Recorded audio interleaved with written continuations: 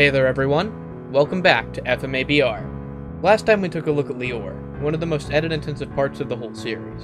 This time we've got some lighter fare, the mining town, and the train battle. So, before we start, we need to talk a bit about structure, because a certain series doesn't seem to understand it. You see, the FMA manga used Lior, the mining town, and the battle on the train to build Ed up as a character and lure the reader into a false sense of security. Then, when that hits, the impact of it shakes you to your core. This structure is excellent and really impacts later events in the story. And Brotherhood thought it was a good idea to, not adapt this at all. And it's not like they actually pulled an 03 and further elaborated on these events with its own spin. No, the only possible reason for this was to make these events fit into 14 episodes, as short as they possibly could have been.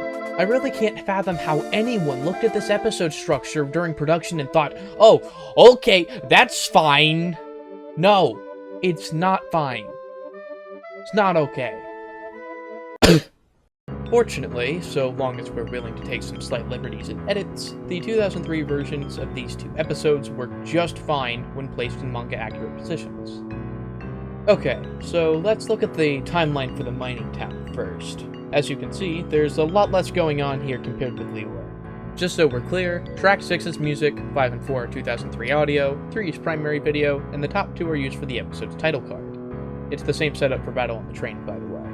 So, to start, let's take a look at that episode title card.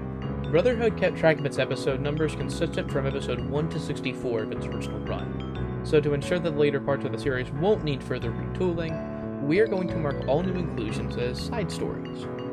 For now, these are the only 2 side stories planned, but there might be more later on, we'll just have to see.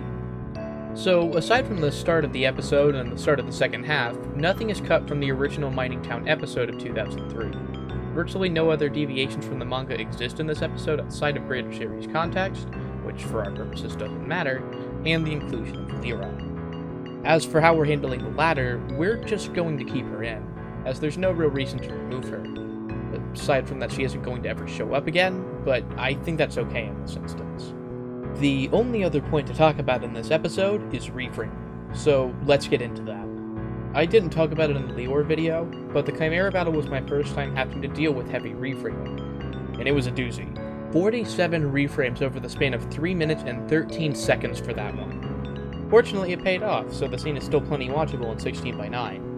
The mining town never gets that intense, but having reframes all throughout somewhat evens out the same workload. For reference, every single break between the blocks that make up the main video channel are times where the shot is reframed. Aside from that, I removed a bit of dialogue from Ed here, since we don't know about the brothers burning down their house yet, and replaced both the openings and the endings with the Brotherhood equivalents.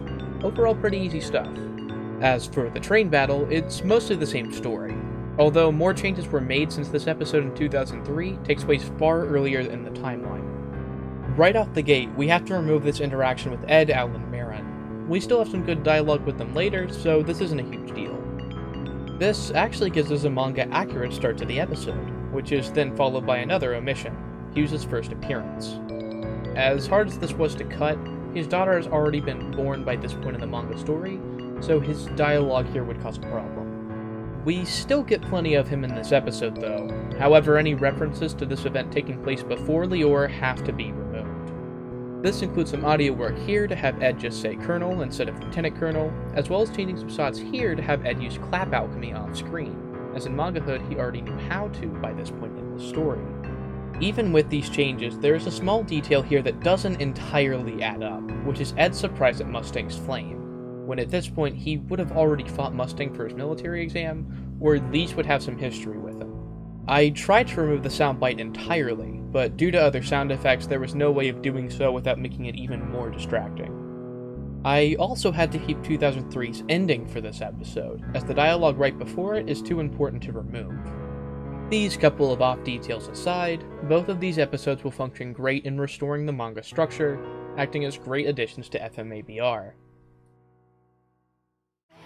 Tune in next time on FMA BR, where we tackle the second non-side story episode, Show Tucker. See you then.